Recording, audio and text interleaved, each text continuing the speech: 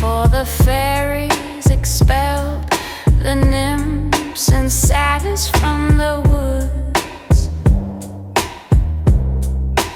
Did you know in love's sweet flight Hermes left his throne for a forest bright in Crete's embrace where fairies play, nymphs and satyrs were chased away.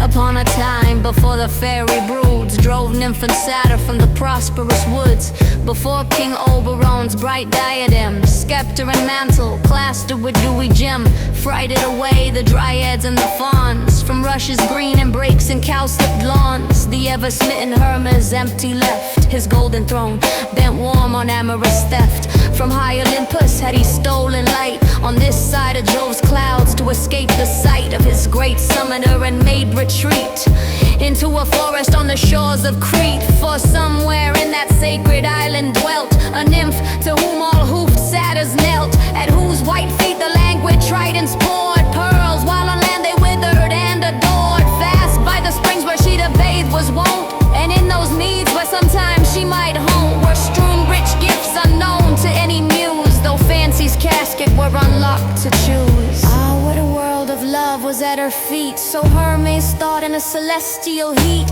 burnt from his winged heels to either ear, that from a whiteness as the lily clear blushed into roses mid his golden hair, fallen in jealous curls about his shoulders bare. From veil to veil, from wood to wood he flew, breathing upon the flowers his passion knew, and wound with many a river to its head, to find where the sweet nymph prepared her secret bed. In vain the sweet nymph might nowhere be found, and so he rested on the lonely ground, pensive and full of painful jealousies of the wood gods and even the very trees.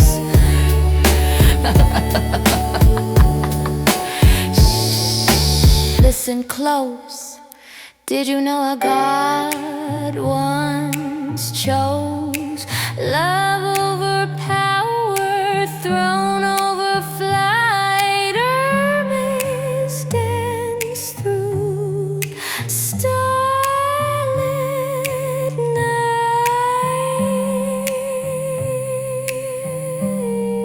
night. There as he stood, he heard a mournful voice, such as once heard in gentle heart destroys all pain but pity. Thus the lone voice spake: when from this wreathed tomb shall I awake? When move in a sweet body fit for life, and love and pleasure and the ruddy strife of hearts and lips. Ah, miserable me! The god doe-footed glided silently round bush and tree, soft brushing in his speed the taller grasses and full flowering weed, until he found a palpitating snake, bright and circuitous in a dusky break. She was a Gordian shape of dazzling hue, vermilion spotted, golden, green and blue, striped like a zebra, freckled like a pard, eyed like a peacock, and all crimson barred, and full of silver moons that as she breathed dissolved or brighter shone or interwreathed their lustres with the gloomier tapestries. So rainbow-sided, touched with misery, she seemed at once some penance lady elf, some demon's mistress, or the demon's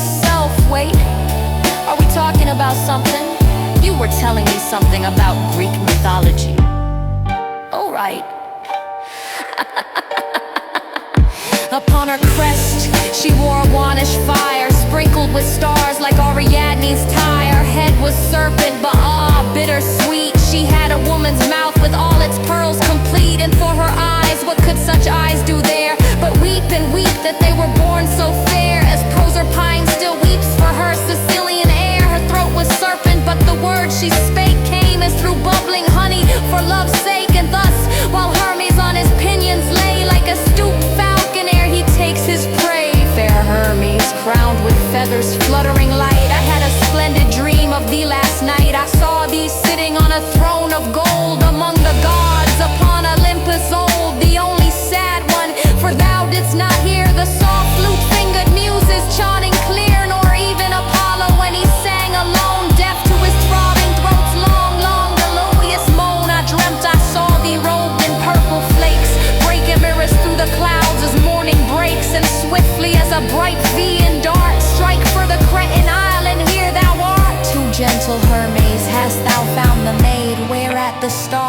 beneath thee not delayed is rosy eloquence, and thus inquire, thou smooth-lipped serpent, surely high inspired, thou beauteous wreath with melancholy eyes, possess whatever bliss thou canst devise, telling me only where my nymph is fled, where she doth breathe. Bright planet thou hast set, return the snake, but seal with oaths, fair God, et spreels the hymens, whereof surf ripal is ein